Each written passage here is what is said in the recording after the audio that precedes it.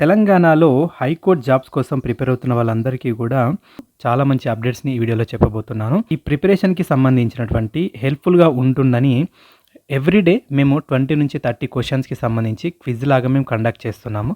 దానికి సంబంధించినటువంటి లింక్స్ గానీ, పీడిఎఫ్స్ గానీ, తర్వాత వాటి యొక్క డీటెయిల్స్ గానీ మేము టెలిగ్రామ్ ఛానల్‌లో, మా వాట్సాప్ ఛానల్‌లో అప్డేట్ చేస్తున్నాము. ఆ లింక్స్ డిస్క్రిప్షన్‌లో ఉన్నాయి. అందులో జాయిన్ అయినట్లయితే మీకు అక్కడ ఎవ్రీడే మేము మీకు ఒక ఎగ్జామ్ అనేటువంటిది కండక్ట్ చేస్తాము. సో దట్ మీ ప్రిపరేషన్‌కి అది ఎంతగానో ఉపయోగపడుతుంది. ఫస్ట్ టైం గనుక మా ఛానల్ విజిట్ చేస్తే మాత్రం ఖచ్చితంగా సబ్స్క్రైబ్ చేసుకొని బెల్ ఐకాన్‌ని యాక్టివేట్ చేసుకోండి. ఈ వీడియోస్ చేయడానికి మేము ఎంతగానో టైం స్పెండ్ చేస్తున్నాం కాబట్టి మా కోసం ఒక చిన్న లైక్ చేసినట్లయితే అది మాకు ఎంతగానో ఎంకరేజింగ్‌గా ఉంటుంది. ఈ వీడియోలో తెలంగాణ హైకోర్టుకి సంబంధించినటువంటి జీకేలో భాగంగా నేషనల్ ఎంబ్లమ్స్ మా జాతీయ చిహ్నాలకు సంబంధించినటువంటి కంప్లీట్ జీకే బిట్స్ని నేను ఎక్స్ప్లెయిన్ చేయబోతున్నాను. సో ఇవి చాలా ఇంపార్టెంట్. ఖచ్చితంగా 1 or 2 క్వశ్చన్స్ వస్తాయి కాబట్టి ఎవరు కూడా వీడియోని స్కిప్ చేయకుండా లాస్ట్ వరకు చూడండి. ఎక్స్ప్లెనేషన్ అయిపోయిన తర్వాత ఖచ్చితంగా రేపు మార్నింగ్ వరకు మళ్ళీ దీనికి సంబంధించినటువంటి క్వశ్చన్స్ని మేము మళ్ళీ మల్టిపుల్ చాయిస్ క్వశ్చన్స్ని ఎగ్జామ్ పాయింట్ ఆఫ్ వ్యూలో ప్రిపేర్ చేసి మా టెలిగ్రామ్ ఛానల్లో వాట్సాప్లో అప్డేట్ చేస్తాము. సో వాటిని మీరు ట్రై చేసి మీకు ఎన్ని క్వశ్చన్స్ వస్తున్నాయో కూడా చెక్ చేసుకోవచ్చు. సో జాతీయ పుష్పం వచ్చేసి లోటస్, కమలం అని అంటాము. దీని యొక్క సైంటిఫిక్ నేమ్ వచ్చేసి నీలంబో న్యూసిఫెరా. దీన్ని 1950లో భారతదేశ జాతీయ పుష్పంగా ప్రకటించడం జరిగింది. దీని యొక్క ప్రత్యేకత కనుక చూసినట్లయితే హిందూ బౌద్ధ మతాలలో పవిత్రత, జ్ఞానోదయం మరియు దివ్య సౌందర్యానికి ఇది ప్రతీకగా ఉంటుంది. కొన్ని రాష్ట్రాలు లైక్ కర్ణాటక, హర్యానా, ఆంధ్రప్రదేశ్లలో దీన్ని అధికారిక పుష్పంగా కూడా వాడుతూ ఉన్నారు. ఈ కమలం అనేటువంటిది కేవలం పుష్పం మాత్రమే కాదు కానీ భారతదేశం యొక్క సంపన్న సంస్కృతి, స్థైర్యం మరియు ఆధ్యాత్మికతకు ఇది ప్రతీకగా ఉంటుంది. నెక్స్ట్ జాతీయ పక్షి. మన జాతీయ పక్షి వచ్చేసి నెమలి. దీన్ని శాస్త్రీయనామం పావో క్రిస్టేటస్ అని అంటాము.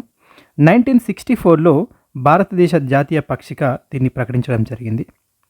పంజాబ్, హర్యానా మరియు కర్ణాటక రాష్ట్రాల రాష్ట్ర పక్షిగా కూడా ఇది ఉంటుంది. 1972 వన్యప్రాణి సంరక్షణ చట్టం యొక్క షెడ్యూల్ 1లో ఇది అత్యధిక రక్షణ పొందింది.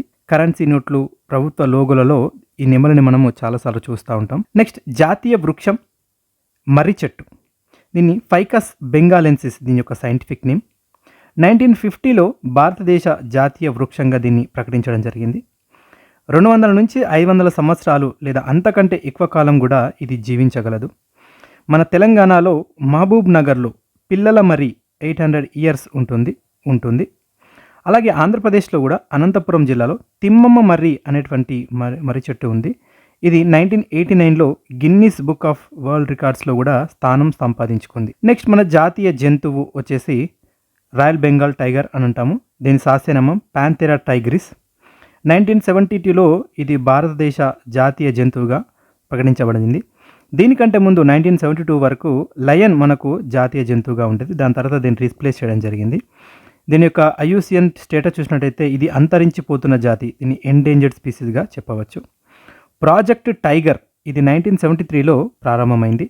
ఏప్రిల్ 1, 1973న మనకు ఈ ప్రాజెక్ట్ టైగర్ అనేటువంటిది ప్రారంభమైంది. మొట్టమొదటి టైగర్ రిజర్వ్ వచ్చేసి జిమ్ కార్బెట్ నేషనల్ పార్క్. ఇది ఉత్తరాఖండ్లో ఉంది. దీని యొక్క వైల్డ్ లైఫ్ ప్రొటెక్షన్ యాక్ట్ 1972 ప్రకారం షెడ్యూల్ 1లో దీన్ని చేర్చడం జరిగింది. మనకు 54 ఉన్నాయి. ఈ 2024 నాటికి 54 టైగర్ రిజర్వ్స్ మనం చూడవచ్చు. లేటెస్ట్ టైగర్ రిజర్వ్స్ సెన్సస్ ప్రకారం మన దేశంలో మొత్తంగా 3167 టైగర్స్ ఉన్నాయి. అత్యధికంగా మధ్యప్రదేశ్లో 785 టైగర్స్ ఉంటాయి. మనకు జూలై 29న అంతర్జాతీయ టైగర్ డేగా కూడా జరుపుకుంటారు. నెక్స్ట్ మన జాతీయ ఫలం వచ్చేసి మామిడి. సైంటిఫిక్ నేమ్ వచ్చేసి మాంజిఫెరా ఇండికా. 1950లో దీన్ని భారతదేశ జాతీయ పండుగ మనకు ప్రకటించడం జరిగింది. ఇది కింగ్ ఆఫ్ ఫ్రూట్స్గా గుర్తింపు పొందింది. అలాగే జూలై 22న జాతీయ మామిడి డేగా ఆంధ్రప్రదేశ్ ప్రభుత్వం ప్రకటించడం జరిగింది. నెక్స్ట్ మన జాతీయ క్రీడ హాకీ. భారతదేశపు అధికారిక జాతీయ క్రీడగా మనం చెప్పవచ్చు. 1928 నుంచి 1956 వరకు 6 ఒలింపిక్స్ గోల్డ్ మెడల్లను కూడా మనం సాధించాము. 1928 నుంచి 56 వరకు ఈ కాలాన్ని హాకీ యుగంగా కూడా గోల్డెన్ ఎరా ఆఫ్ హాకీ అని కూడా పిలుస్తారు. మేజర్ ధ్యాన్ చంద్ జన్మదినం ఆగస్టు 29th రోజు ఉంది కాబట్టి ఆయన గుర్తింపుగా దీన్ని జాతీయ క్రీడా దినంగా కూడా జరుపుకుంటారు. జాతీయ జలచరం వచ్చేసి గంగాటిక డాల్ఫిన్. దీనిని కేంద్ర ప్రభుత్వం జాతీయ జలచరంగా 2009లో అక్టోబర్ 5వ తేదీన ప్రకటించింది. దీని యొక్క శాస్త్రీయ నామం వచ్చేసి ప్లాటానిస్టా గంగాటికా. డాల్ఫిన్లను భారత వన్యప్రాణ సంరక్షణ చట్టం 1972లోని షెడ్యూల్ 1లో చేర్చడం జరిగింది. నెక్స్ట్ మన జాతీయ గీతం జనగణమన. దీన్ని రచించింది రవీంద్రనాథ్ ఠాగూర్ గారు. ఈ గీతాన్ని మొట్టమొదటిసారిగా 1911 డిసెంబర్ 27లో కలకత్తాలో జరిగినటువంటి భారత జాతీయ కాంగ్రెస్ సమావేశంలో ఆలపించారు. విశ్వ మానవతకు మరియు భావానికి ప్రతీకగా ఈ జాతీయ గీతం నిలుస్తుంది. ఈ గీతం 1950 జనవరి 24 నుంచి అధికారికంగా మనకు వాడుకలోకి వచ్చింది. ఈ జాతీయ గీతాన్ని రవీంద్రనాథ్ ఠాగూర్ గారు మార్నింగ్ సాంగ్ ఆఫ్ ఇండియా పేరుతో 1919లో ఇంగ్లీష్లోకి ట్రాన్స్లేషన్ చేశారు. ఈ జాతీయ గీతం మొత్తం ఫుల్ వర్షన్ పాడడానికి మనకు దాదాపు 52 సెకండ్లు పడుతుంది. అదే షార్ట్ వర్షన్ పాడడానికి మనకు 20 సెకండ్స్ పడుతుందని చూడవచ్చు. నెక్స్ట్ జాతీయ గేయం వందే మాతరం. ఈ గేయాన్ని 1896లో కలకత్తాలో జరిగినటువంటి భారత జాతీయ కాంగ్రెస్ సమావేశంలో మొట్టమొదటిసారిగా పాడారు. దీన్ని రచించింది బంకిం చంద్ర చటర్జీ గారు. ఈ గేయం బంకిం చంద్ర చటర్జీ గారు రచించినటువంటి ఆనంద నవలలో ఉంటుంది. ఈ ఆనంద నవల 1882లో ప్రచురించబడింది. ఈ గేయాన్ని అరబిందో ఘోష్ గారు ట్రాన్స్లేట్ చేశారు ఇంగ్లీష్లోకి. ఈ గేయాన్ని జనవరి 24, 1950లో మన రాజ్యాంగ సభలో దీన్ని జాతీయ గేయంగా ఆమోదించడం జరిగింది. ఎప్పుడు 1950 జనవరి 24. జాతీయ పతాకం. జాతీయ పతాకం కాషాయం, తెలుపు, ఆకుపచ్చల త్రివర్ణ పతాకం. దీని పొడవు మరియు వెడల్పు చూసినట్లయితే 3:2 నిష్పత్తిలో ఉంటుంది. ఈ పతాకంలో పైన కాషాయము, మధ్యలో తెలుపు, క్రింద ఆకుపచ్చ రంగులు ఉంటాయి. ఈ కాషాయము మనకు ధైర్యానికి, త్యాగానిరతికి, ఈ తెలుపు రంగు శాంతికి మరియు సత్యానికి, ఆకుపచ్చ రంగు విశ్వాసానికి, పరాక్రమానికి చిహ్నాలుగా చెప్పవచ్చు. ఈ తెలుపు రంగు మధ్య భాగంలో మనకు ముదురు నీలి రంగులో అశోక చక్రం ఉంటుంది. దీనిలో కంప్లీట్గా 24 ఆకులు ఉంటాయి. జూలై 22, 1947 ఈ త్రివర్ణ పతాకాన్ని రాజ్యాంగ సభ జాతీయ పతాకంగా ఆమోదించింది. మన జాతీయ జెండాను అధికారికంగా 1947 ఆగస్టు 14న అర్ధరాత్రి ప్రదర్శించడం జరిగింది. ఈ పతాక నమూనాను పింగళి వెంకయ్య గారు ఆంధ్రప్రదేశ్ గారు రూపొందించారు. నెక్స్ట్ మన జాతీయ చిహ్నం. మన జాతీయ చిహ్నం సారనాథ్లోని అశోకుని ధర్మస్తూపం పైన ఉండే సింహాలు. దీని లయన్ క్యాపిటల్ అని అంటారు. సత్యమేవ జయతి అనే దేవనాగర లిపిలో ఉన్న వాక్యం ఈ చిహ్నం యొక్క పీఠ భాగంలో ఉంటుంది. ఈ వాక్యాన్ని ముండకోపనిషత్ నుంచి స్వీకరించడం జరిగింది. ఈ చిహ్నంలో కంప్లీట్గా 4 సింహాలు ఉంటాయి, కానీ మనకు 3 మాత్రమే కనిపిస్తాయి. ఈ సింహాల పీఠ భాగంలో మధ్యలో అశోకుని చక్రం, ధర్మచక్రం ఉంటుంది.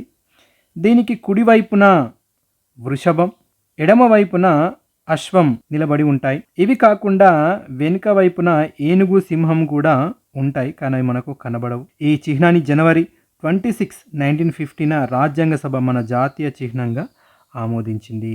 నెక్స్ట్ రూపాయి చిహ్నం. దీనిని భారత ప్రభుత్వం 2010 జూలై 15వ తేదీన ప్రపంచానికి పరిచయం చేసింది. ఈ చిహ్నం చూడడానికి దేవనాగరి లిపి యొక్క మరియు ఆంగ్ల భాష 6 అక్షరాలను కలిపినట్లుగా ఉంటుంది. సో దీనికోసం మన భారత ప్రభుత్వం 2009లో రూపాయి చిహ్నానికి సంబంధించినటువంటి ఒక కాంపిటీషన్ని, ఒక పోటీని నిర్వహించడం జరిగింది.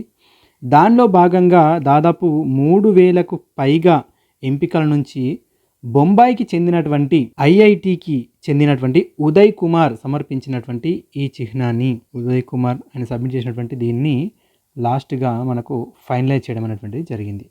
నెక్స్ట్ ప్లెడ్జ్, ప్రతిజ్ఞ. తెలంగాణ రాష్ట్రంలోని నల్గొండ జిల్లాకు చెందినటువంటి అన్నెపర్తికి చెందిన పైడిమర్రి వెంకట సుబ్బారావు గారు ఈ ప్లెడ్జ్ని రచించడం జరిగింది. సో ఇది మనకు జనవరి 26, 1965 నుంచి దేశమంతటా ఆలపించడం జరిగింది. సో ఇది ఫ్రెండ్స్ నేషనల్ ఎంబ్లమ్స్కి సంబంధించినటువంటి కొన్ని ఇన్ఫర్మేషన్ చూస్తారు కదా. దీనికి సంబంధించినటువంటి ఏమైనా డౌట్స్ ఉన్నట్లయితే నాకు కామెంట్ రూపంలో తెలియజేయండి. నెక్స్ట్ వీడియోలో నేను మరొక అప్డేట్ తోటి మీ ముందుకు వస్తాను. Thank you for watching this video. ఈ ఇన్ఫర్మేషన్ మీకు నచ్చితే లైక్ చేయండి, మీ ఫ్రెండ్స్తో షేర్ చేయండి. ఇలాంటి అప్డేట్స్ కోసం మా ఛానల్ని సబ్స్క్రైబ్ చేసుకోండి.